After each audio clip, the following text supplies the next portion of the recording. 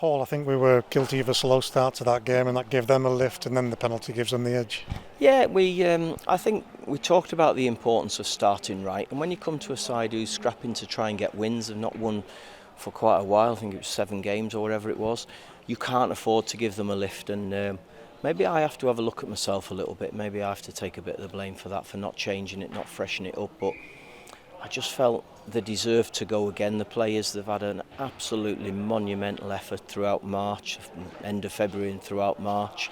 And I felt as though they could go again, but I have to look at myself on that. And it's nothing against any individual. It's maybe we just needed a little bit of freshness to it, and that's something we'll have to just look at. But we are disappointed to lose, but the players have been magnificent, and we can't forget that. It's been a real big effort. I thought second half we at least had a go. First half we didn't. They had something to cling on, and the second goal we're just throwing bodies forward, trying to get ourselves back in it, and we'd got done with a sucker punch. But fair play to Rochdale. They battled away. They got the victory that they've been scrapping for weeks and weeks. And we've just got to go again now. Lack of quality in that final third, particularly at times, because we were getting some good possession, some good domination as well at times. Yeah, I think it's probably a little bit of a criticism that I've had over a number of weeks, that we haven't really produced the quality in that final third that we're capable of. We got into some really good areas. We had a great chance on the left-hand side at the far post at 1-0.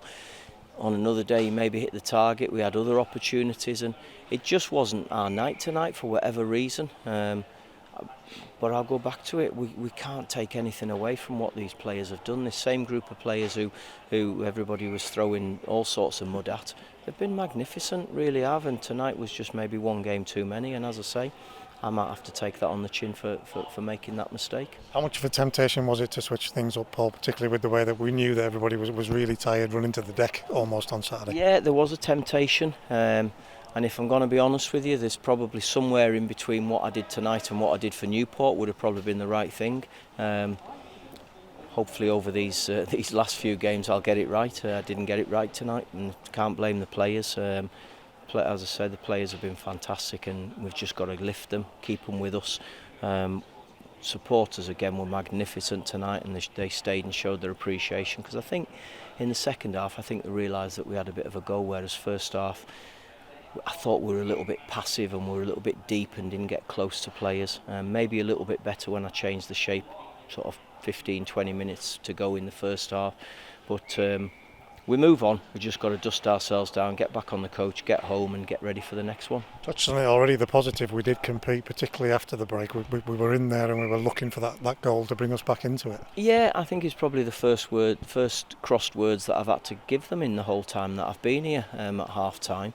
And second half they responded. I thought they went about it the right way. We were positive in the way we tried to do things, and the ball that flashed across the box from Brennan Dickinson, that Toby was just not quite on the end of it.